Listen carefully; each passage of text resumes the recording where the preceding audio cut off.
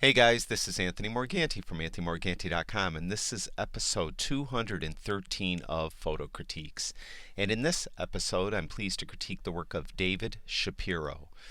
Now, this will be a short episode. David sent me in 3 images, so we'll be breezing through these pretty quick. This first one is kind of the typical macro of the little flower. I like that you shot it flat on because you had to use an aperture of 5.6, which is wide open at 55 millimeters, so you have limited depth of field. And if you would have shot more on an angle where part of the flower was closer to you and another part of it was real far away from, comparatively speaking, far away from you, you would have had a lot of the flower out of focus. So shooting it flat on helps alleviate that problem. What we do have, though, is we do have a focus problem. As you can see, it's not really tightly focused. So you really have to use single point focusing and put your focus point right there. Use a tripod, and a cable release would come in handy, or a remote if your camera takes remote control, and focus right there, and then trip the shutter, and you'd get a much crisper shot. Dedicated, of course, macro lens would work. I don't know, you could have used a macro filter. They sell these sets of 3 usually macro filters that probably less than $20, not very expensive, and they actually do a decent job. And you would put a screw on a macro filter, and it would allow you to get much closer to the subject and get it more dominating in the frame. They work pretty well as long as the subject's in the middle. They tend to lose a lot of sharpness around the edges. So in this case, we don't care about the edges. It would have worked out real well with a macro filter. And like I mentioned, they're very cheap. That's your cheapest way to get into doing macro photography, is with a macro filter. And then there's other different ways too. I'm currently writing an ebook on macro photography, so hopefully that'll be a few months and you could see all the different ways you could do some macro photography through my ebook. This shot here is interesting. Now, a couple things. Whenever you process a shot, try to resist the temptation of making the clouds black.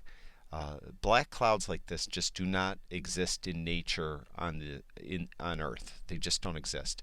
They might exist in nature on Venus or something like that, but not on Earth. They're never black.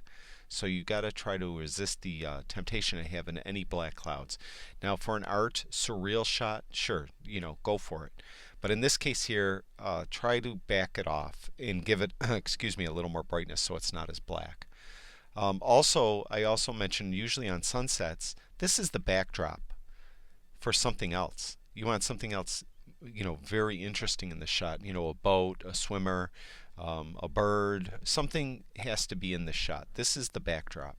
So you have to work the scene and move around and try to find something in the foreground to midground that is the actual subject. And then everything else is just the backdrop, the stuff that is kind of the scene that the subject is sitting in, I guess.